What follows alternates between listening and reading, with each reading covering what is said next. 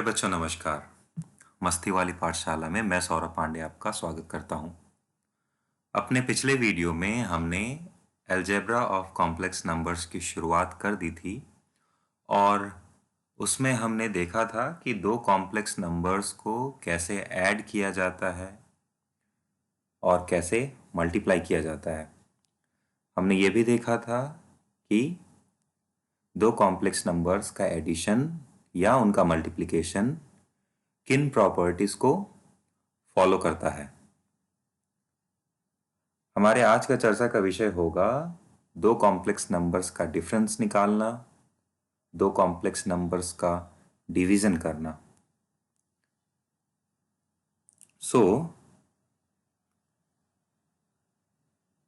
हमारा तीसरा ऑपरेशन था difference of two complex numbers.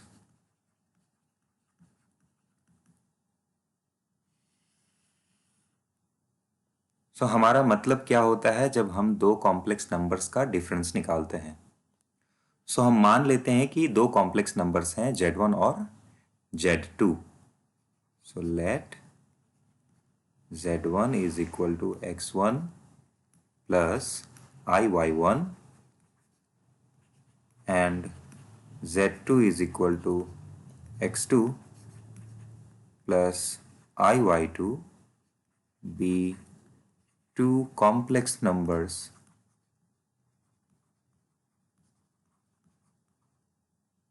then the difference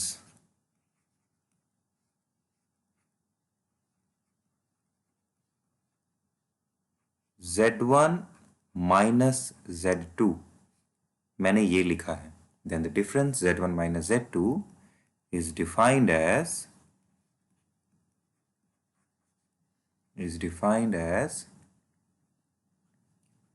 Z1 minus Z2 equals Z1 plus negative Z2।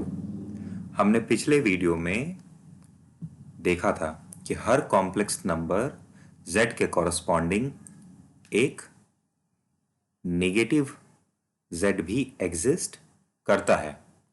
तो जब हम कहते हैं कि Z1 में से Z2 घटाया जा रहा है तो हमारा मतलब होता है कि हम Z1 में नेगेटिव Z2 को ऐड कर रहे हैं। ठीक है। हमारा Z1 है X1 प्लस IY1, तो माइनस Z2 क्या हो जाएगा? This will be minus X2 माइनस IY2 और इन दोनों को ऐड करने का क्या मतलब हो गया? ये हो जाएगा X1 minus X2 plus Y1 minus Y2। ठीक है।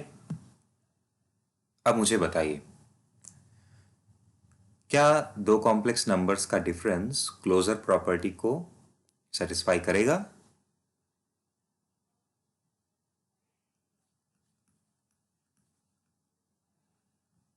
क्लोजर प्रॉपर्टी को सेटिस्फाई करेगा? यस, है ना? क्योंकि यहां पर भी अल्टीमेटली हम क्या कर रहे हैं? एडिशन ही कर रहे हैं। भले हम Z1 में Z2 का एडिशन नहीं कर रहे, लेकिन हम Z1 में नेगेटिव ऑफ Z2 का एडिशन कर रहे हैं। So it will satisfy the closure property. दो कॉम्प्लेक्स नंबर्स का जो डिफरेंस है वो भी एक कॉम्प्लेक्स नंबर ही देगा। लेकिन क्या ये कम्यूटेटिव प्रॉपर्टी को सेटिस्फाई करेगा? कम्यूटेटिव प्रॉपर्टी कहने से यहाँ पे मेरा मतलब है कि क्या Z1 माइनस Z2 बराबर होगा Z2 माइनस Z1 के? जी हाँ, आपने सही बोला कि ये बराबर नहीं होगा, है ना।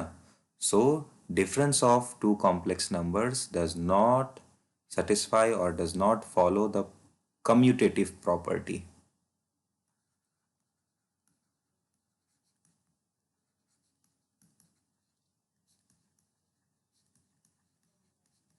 कम्यूटेटिव प्रॉपर्टी को फॉलो नहीं करेगा, ठीक है। अब हमारा अगला है, अगला ऑपरेशन है difference, no not difference, division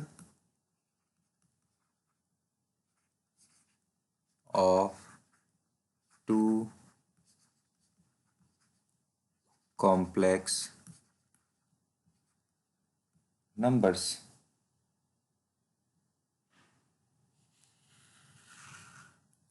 क्या मतलब होता है जब हम कहते हैं कि किसी कॉम्प्लेक्स नंबर को किसी दूसरे कॉम्प्लेक्स नंबर से डिवाइड किया जा रहा है।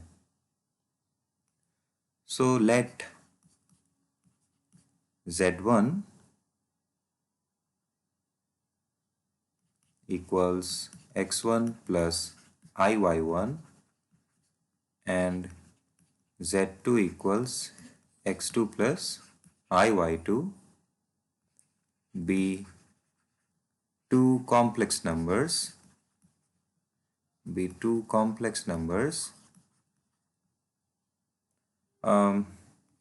such that z2 is a non-zero complex number. Okay,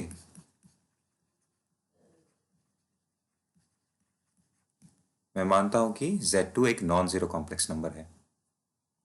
then the division or then the division z1 by z2 is defined as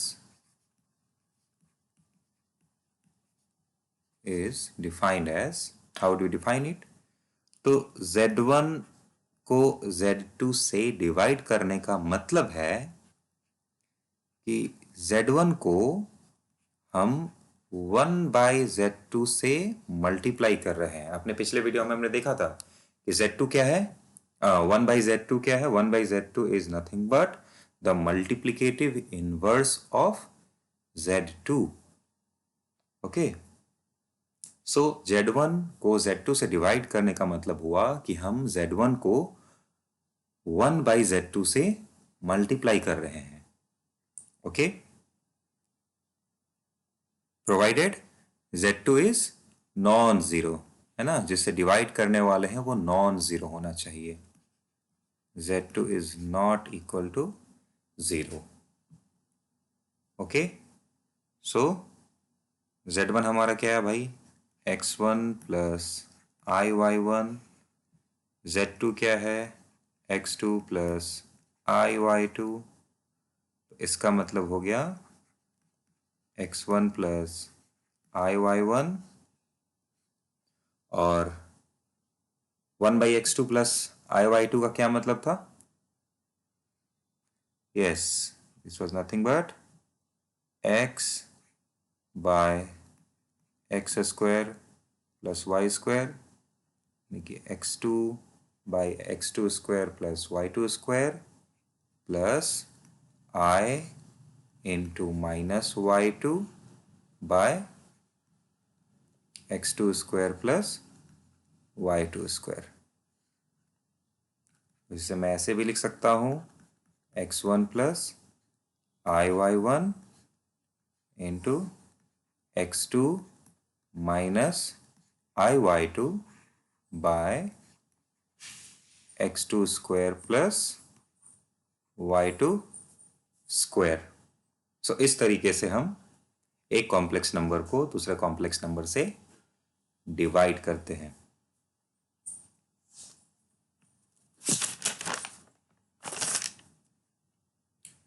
okay, सो एक दो एग्जाम्पल देख लेते हैं।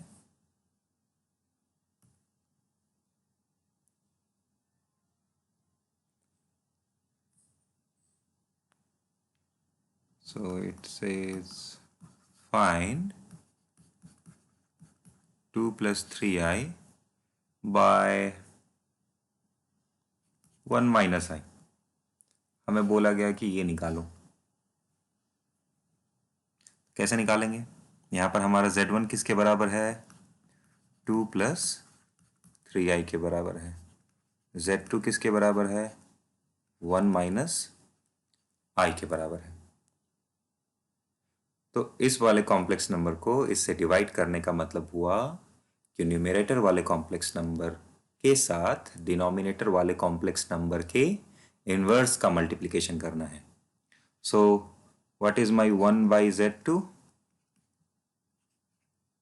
यानी कि z2 inverse, this is nothing but क्या था पिछला, देखिए आप, बेसिकली पहला वाला तो वही रह रहा था, दूसरे वाले में आपका x2 प्लस i/2 था, ऊपर क्या हो जा रहा था? x2 माइनस i/2 हो जा रहा था।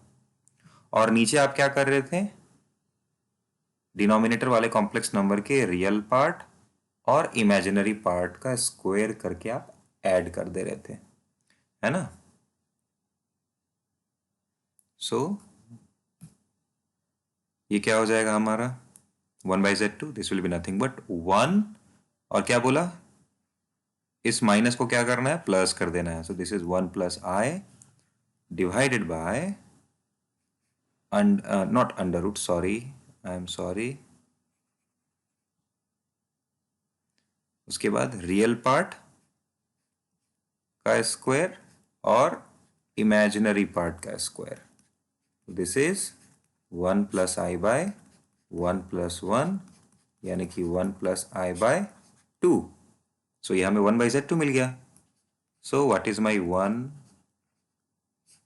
z1 into 1 by z2? This is nothing but 2 plus 3i into 1 plus i by 2। दो कॉम्प्लेक्स नंबर का मल्टीप्लिकेशन, दो कॉम्प्लेक्स नंबर का मल्टीप्लिकेशन करना आपको पता है। सिंपल डिस्ट्रीब्यूट कर दीजिए, 2 into 1 plus i plus 3i into 1 plus i by 2.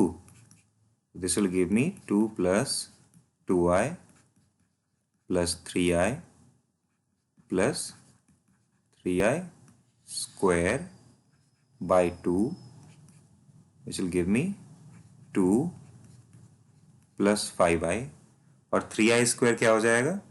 3 into minus 1, है ना? 3 into minus 1, because I square की वैल्यू -1 थी। So this will be -3 by 2। तो ये हमारा हो जाएगा -1 plus 5i by 2। So this is my z1 by z2। I hope आप लोगों को ये समझ में आ गया होगा दो कॉम्प्लेक्स नंबर को कैसे डिवाइड करते हैं। अब हमारा अगला टॉपिक है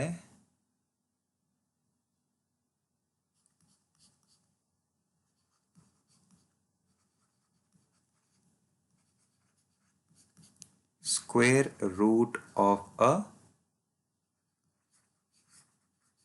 निगेटिव रियल नंबर। अभी तक हमने देखा था पॉजिटिव रियल नंबर का स्क्वायर रूट। अब चूंकि हमने डिफाइन कर लिया है अंडर रूट -1 क्या होता है, सो अब हम निगेटिव रियल नंबर के भी स्क्वायर रूट के बारे में बात कर सकते हैं। सो परिभाषा के हिसाब से हमारा अंडर रूट -1, इसे हमने आई कहा था। इसकी प्रॉपर्टी क्या थी?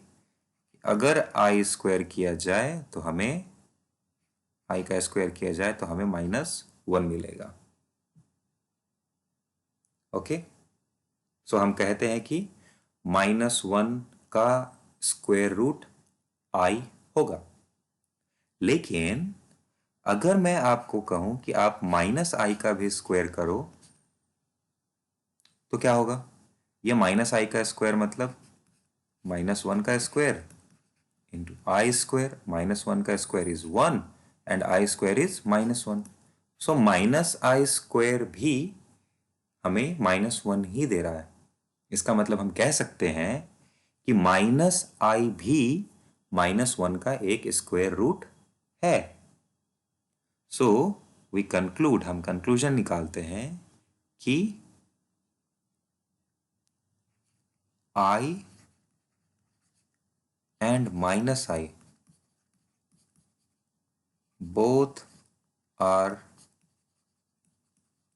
square root of -1।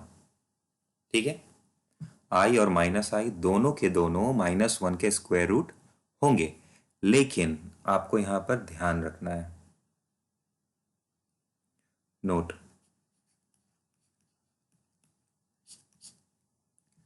जब कभी भी हम अंडर रूट -1 लिखेंगे, ये सिंबल लिखेंगे,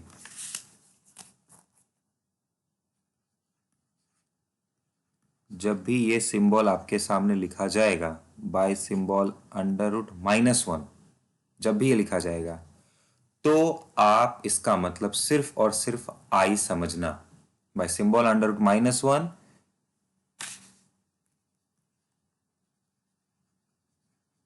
we would mean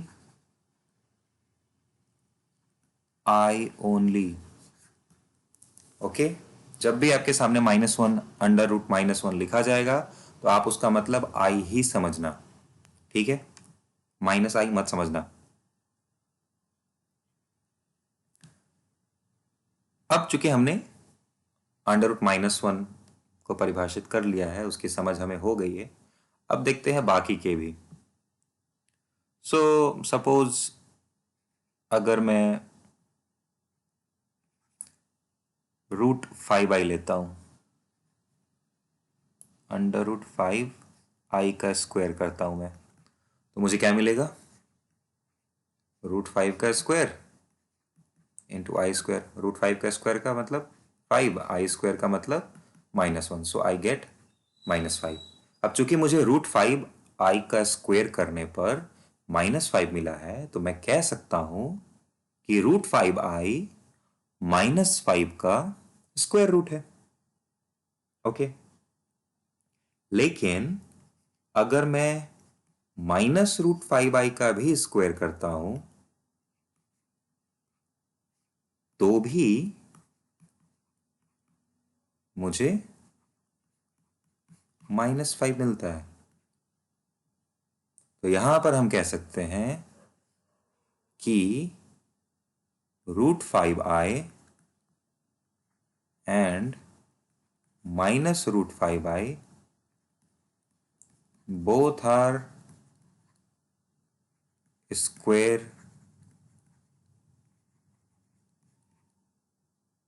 roots of -5।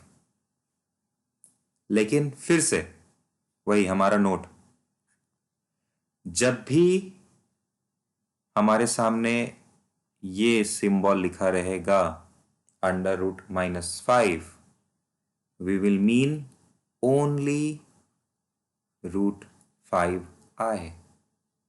Okay,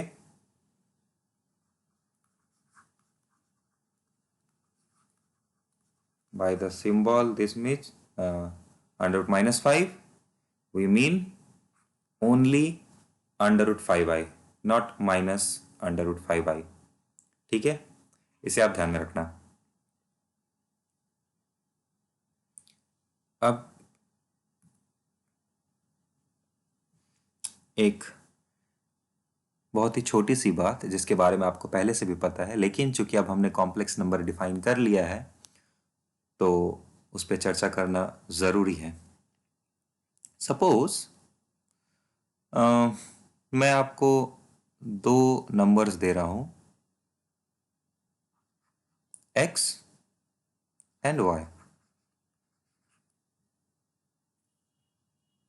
और मैं आपसे कह रहा हूं कि क्या मैं under root x into under root y, इसे मैं हमेशा under root of x y लिख सकता हूं या नहीं लिख सकता हूं?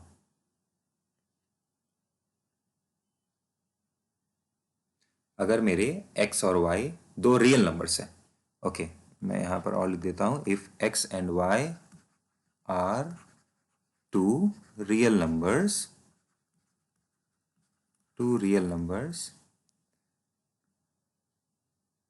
तो क्या मैं हमेशा ऐसे लिख सकता हूं कि under root x into under root y बराबर होगा अंडर रूट एक्स वाई के? Let's check. ओके, सपोज मैं x की वैल्यू 3 लेता हूं और y की वैल्यू 2 लेता हूं। So what is my LHS? Under root x into under root y, so that is under root 3 into under root 2. Okay,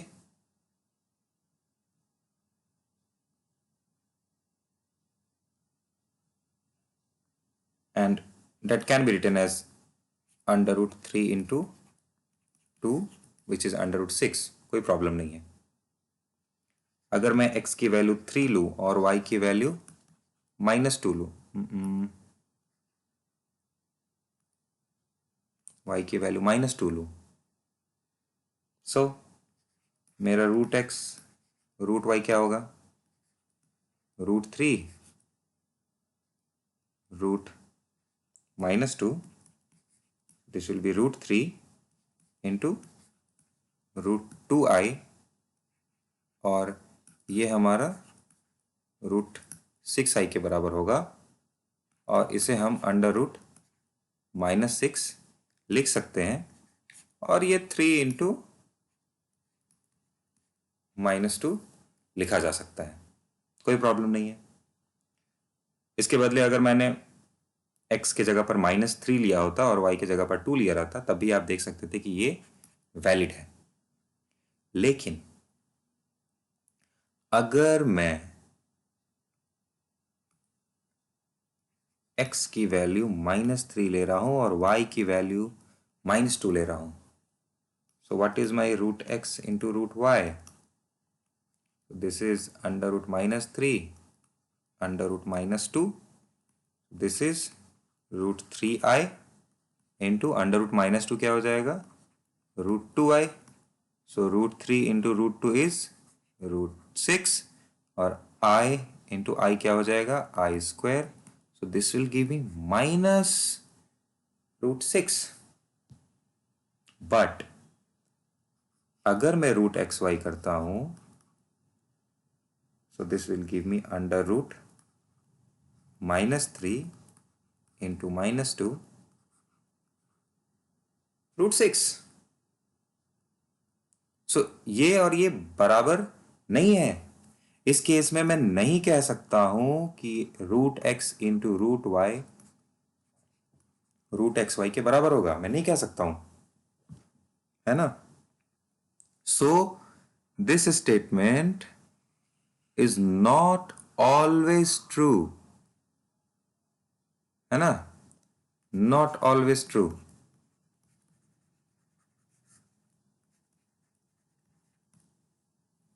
तो ऑब्जर्वेशन क्या है?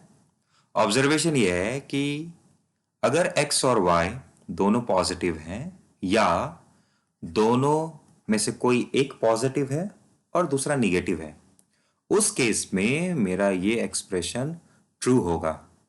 लेकिन जिस समय x भी निगेटिव है और y भी निगेटिव है, उस केस में मेरा ये एक्सप्रेशन ट्रू नहीं होगा। ओके, सो मैं इसे लिख रहा हूं कि इफ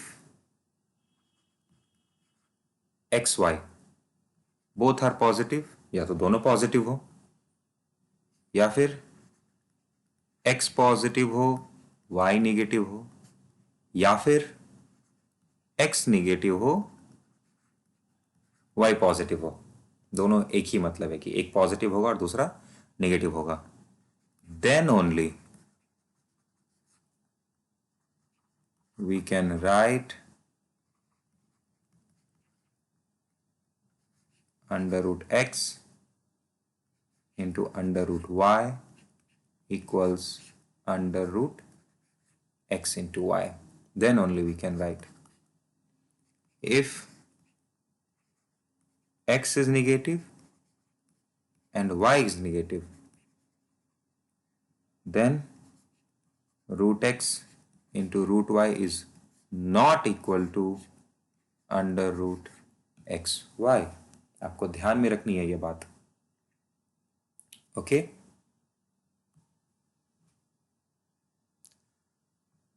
ना अगर आपको यहां तक समझ में आ गया है तो कुछ सिंपल से रिजल्ट्स हैं जो मैं आपसे एक्सपेक्ट करता हूं कि आपको याद रहने चाहिए, जिसे कहा जाता है powers of i. Powers of i. See, हमें पता है कि आई का पावर 1 का मतलब आई होगा, आई स्क्वायर का मतलब -1 होगा, ये तो हमें पता है। आई क्यूब क्या होगा भाई? सो मैं आई क्यूब को आई मल्टीप्लाइड बाय आई स्क्वायर लिख सकता हूं, और आई स्क्वायर हमारा -1 के बराबर होगा। सो आई क्यूब की वैल्यू -i होगी, ओके। i4 क्या होगा? यस, आपने करेक्ट बोला कि यार आप i4 को आई स्क्वायर का स्क्वायर लिख दो, आई स्क्वायर की वैल्यू -1 होती है, सो -1 का स्क्वायर 1 हो जाएगा। सो आई का power 1 is equal to i square is equal to -1, i cube is equal to -i, और i4 is equal to 1। Now tell me what is i to the power 47? Okay, so what can you do? चूंकि मुझे पता है कि अगर मैं i का power 5 कर देता, सो सी, i का पावर 5 करता तो मैं इसे i का पावर 4 इंटू आई लिख सकता था। i का पावर 4 1 के ही बराबर है और वो i है, सो इट इज i। फिर i का पावर अगर मैं 6 करता तो मुझे यहाँ पर 1 इंटू आई स्क्वायर मिलता, सो मुझे -1 मिलता, है ना। आप देख सकते हो कि 4 के इंटरवल पे ये i -1 -i और 1 रिपीट होगा। सो मैं क्या करता हूं, इस 47 को 4 से डिवाइड करता हूं, okay. So what I get? I get 3 as remainder. सो i का पावर 47 को मैं लिख सकता हूं i 4 इंटू 11 प्लस 3। सो ये मेरा क्या हो जाएगा? i 4 into 11 into i 3। I can write like this, और i का पावर 4 इंटू 11 है, सो i का power 4 into 11 into I cube. i का पावर 4 तो 1 होता है, और 1 का पावर 11 1 ही हो जाएगा। So you will be getting I cube only, and I cube is nothing but -i। तो इस तरीके से आप हायर पावर्स भी निकाल सकते हो, बशर्ते आपको ये रिजल्ट, ये रिजल्ट, ये रिजल्ट, ये आई क्यूब की वैल्यू -i होगी और i का पावर 4 1 होगा। ये आपको याद होना चाहिए। आपको कुछ नहीं करना, आपको 4 से डिवाइड करना है और देखना है कि रिमाइंडर क्या बच रहा है ना। 4 से डिवाइड करना है और आपको देखना है कि रिमाइंडर क्या बच रहा है। तो जो भी रिमाइंडर बच रहा है उसके कॉरस्पॉन्डिंग आपको देखना है कि क्या होगा आंसर। ठीक उसी तरह अगर मैं आपसे पूछूं कि i का पावर -1 क्या होगा, सो आप कहोगे i का पावर -1 का मतलब 1/i, और 1 को आप क्या लिख सकते हो बताओ? -i स्क्वायर लिख सकते हैं, so this will be -i। So I to the power minus 1 is minus I. I minus I का power minus 2 क्या होगा? 1 by I square. So 1 by minus 1. So this will be minus 1. What will be I to the power minus 3? So हो जाएगा 1 by I cube. और 1 को मैं क्या लिख सकता हूँ? I का power 4 by I cube. So this will be I. And what will be I to the power minus 4? So this will be 1 by I to the power 4 and 1 by 1 which is 1. ठीक इसी तरह आप I to the power minus 5 करके निकाल सकते हो। यहाँ पर भी आप देखोगे कि नंबर को बस आप जो पावर है आप उसको 4 से डिवाइड कर दो और इनमें से कोई भी रिजल्ट इस्तेमाल कर लो कि आपका रिमाइंडर क्या बचता है। तो आशा करता हूँ कि आज हमने जो भी कुछ पढ़ा है, जो भी कुछ सीखा है, वो आपको समझ में आया है। किसी भी तरह की परेशानी होती है तो आप कमेंट के ज़रिए मुझसे ज़रूर पूछिए। तब तक के लिए बाय।